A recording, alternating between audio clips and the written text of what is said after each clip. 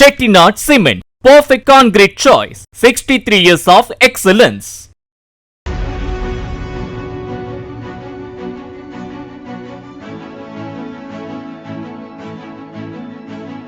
பல ஆண்டுகளாக இருந்த 29 பழைய சட்டங்களுக்கு பதிலாக பிரதமர் மோடியின் நடவடிக்கையால் 4 புதிய தொழிலாளர் சட்டங்கள் நவம்பர் 21ஆம் தேதி முதல் அமலுக்கு வந்துள்ளன. இந்த புதிய சட்டங்கள் தொழிற்சாலைகளில் வேலை செய்பவர்கள் முதல் ஆன்லைன் செயலிகள் மூலம் வேலை செய்பவர்கள் வரை அனைவரையும் உள்ளடக்கியது. சம்பளம் எப்படி கொடுக்கப்பட வேண்டும், தொழிலாளர்களை எப்படி பாதுகாக்க வேண்டும், நிறுவனங்கள் எப்படி செயல்பட வேண்டும் என்பதை இந்த சட்டங்கள் மாற்றியமைக்கின்றன. இந்த புதிய சட்டங்கள் கிக் எனப்படும் தற்காலிக பணியாளர்கள் மற்றும் பிளாட்ஃபார்ம் தொழிலாளர்களை முதன்முறையாக சமூக பாதுகாப்பு வளையத்திற்குள் கொண்டு வந்துள்ளன. இனி அனைத்து ஊழியர்களுக்கும் நியமன கடிதங்கள் கட்டாயமாக்கப்பட்டுள்ளன. நாடு முழுவதும் ஒரு குறைந்தபட்ச ஊதியத்தை அறிமுகப்படுத்துகின்றன.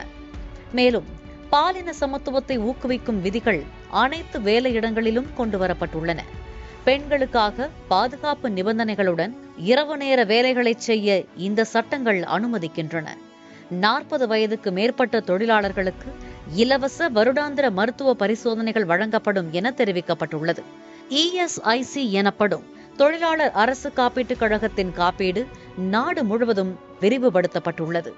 ஒரே ஒரு தொழிலாளி இருந்தாலும் ஆபத்தான தொழிற்சாலைகளும் இதில் அடங்கும் எனவும் கூறப்பட்டுள்ளது.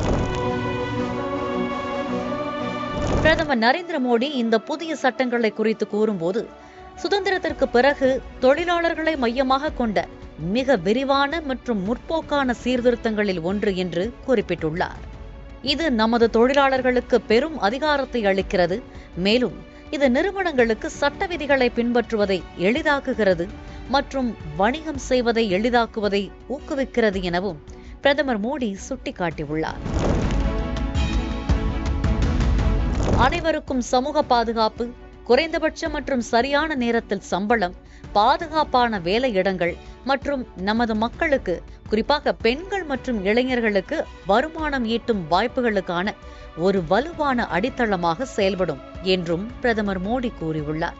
மேலும் தொழிலாளர்களின் உரிமைகளை பாதுகாக்கும் மற்றும் இந்தியாவின் பொருளாதார வளர்ச்சியை வலுப்படுத்தும் எதிர்காலத்திற்கு தயாரான ஒரு சூழலை இவை உருவாக்கும்.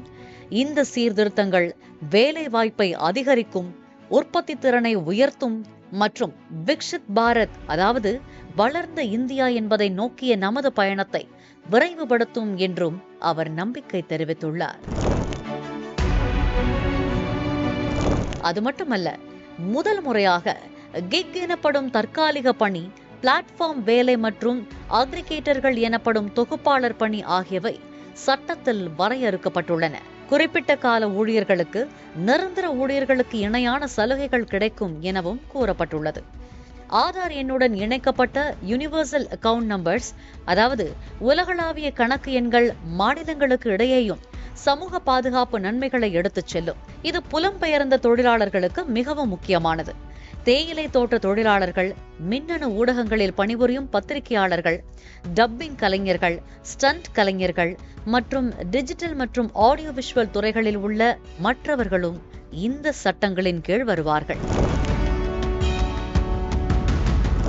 இந்த புதிய சட்டங்கள் தொழிலாளர்களுக்கு ஒரு புதிய பாதுகாப்பையும் நிறுவனங்களுக்கு எளிதான செயல்பாடுகளையும் கொண்டு வரும் என்று எதிர்பார்க்கப்படுகிறது.